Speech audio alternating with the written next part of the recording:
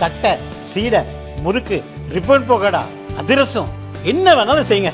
ஒரே ஒரு 5 லிட்டர் இதய மந்த்ரா கடல் எண்ணெய் பேக் ஒரு மாசம் முழுசுக்கும் அத்தனை சமையல முடிச்சு விடலாம். இதய மந்த்ரா. நிர்வாக திறனற்ற ஸ்டாலின் திமுக அரசின் அலட்சியத்தால் அரசியல் கட்சி தலைவர்கள் தொடங்கி அப்பாவி பொதுமக்கள் வரை பலரின் உயிர் பரிதாபமாக பறிபோய் வருவதை நம் நெஞ்சமெல்லாம் பதபதைக்க வைக்கின்ற இந்த தொடர் சம்பவங்கள். நேற்று கூட திங்கட்கிழமை தமிழகத்தில் ஒரே நாளில 8 பேர் கொலை செய்யப்பட்டிருக்கிறார்கள்.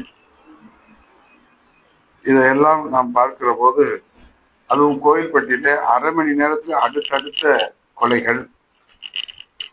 இந்த லட்சணத்துல திராவிட மாடல் அரசு எடுத்த உறுதியான நடவடிக்கையால் 5 மாதங்களில் வழக்கு விசாரணை முடிக்கப்பட்டு அண்ணா பல்கலைக்கழக பாலியல் வழக்கில் நீதிமன்றத்தில் தீர்ப்பு பெறப்பட்டுள்ளது என்று திமுக அரசு மார்த்தட்டுகிறது.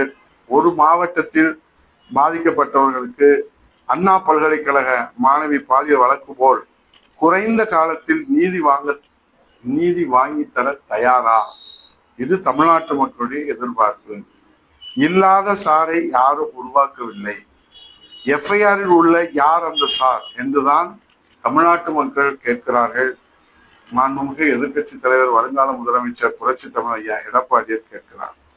மாறாக அந்த சாரை காப்பாற்றும் இனி பிறவிகளாக இருப்பது ஸ்டாலின் சார் தலைமையிலான திமுக சார்கள் தான்.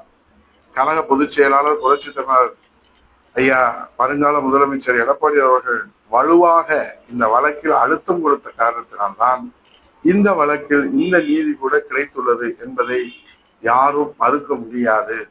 நீங்கள் மறந்துவிட வேண்டாம். 2026 மீண்டும் அனைத்து இந்திய அண்ணா திராவிட முன்னேற்ற கழக ஆட்சி அமையும். அண்ணா பல்கலைக்கழக பாலியல் வழக்கு முதல் தமிழகத்தில் அனைத்து கொலை, கொள்ளை, பாலியல் வழக்குகளும் மீண்டும் விசாரணை செய்யப்பட்டு குற்றம் செய்த அனைத்து சார்களுக்கும் சட்டத்தின் முன் தக்க தண்டனை பெற்றுத்தரப்படும் என்பதுதான் தமிழ்நாட்டு மக்களின் எதிர்பார்ப்பு.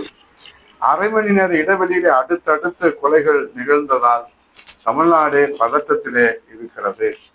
ஆகவே இந்த பதட்டத்தை தணிப்பதற்கு, இந்த அவல நிலையை மாற்றுவதற்கு ஒரே வழிதான் நமக்கு இருக்கிறது.